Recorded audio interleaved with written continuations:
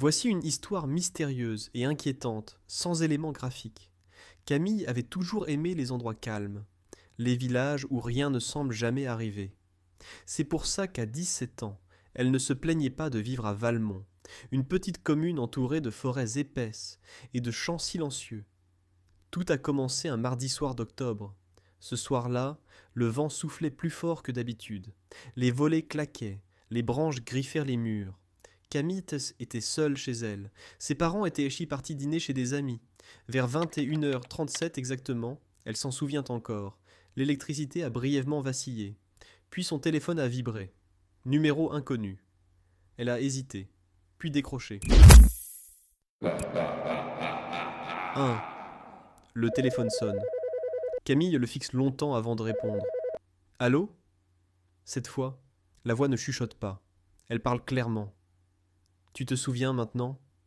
Un vertige la saisit. Des images lui reviennent.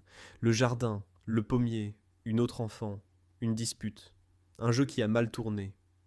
La police n'a jamais retrouvé la disparue de 1998 parce qu'elle n'a jamais quitté le jardin. Camille laisse tomber le téléphone. Dehors, sous le pommier, la terre est légèrement affaissée. Et elle comprend enfin pourquoi elle a toujours eu peur de regarder par la fenêtre. L'affaire n'a jamais été résolue, parce que le témoin principal avait oublié. 2. Le téléphone sonne. Camille décroche. Mais cette fois, ce n'est pas une respiration, c'est sa propre voix. Ouvre la fenêtre. Le chien ne grogne pas. Il gémit. La baie vitrée se couvre lentement de buée. De l'intérieur, une silhouette apparaît dans le reflet, exactement à sa place. Sauf que Camille, elle, ne bouge pas. La voix murmure. Tu as pris ma place. Les lumières s'éteignent. Le lendemain, les parents de Camille signalent à sa disparition.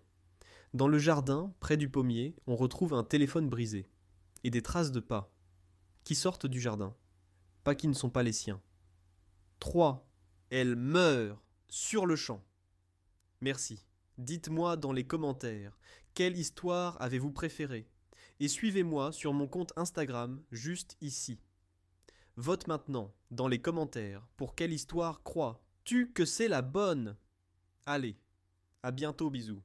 Ah oui, juste abonne-toi et like. Ça m'aide énormément. Je vous laisse sur ces mots.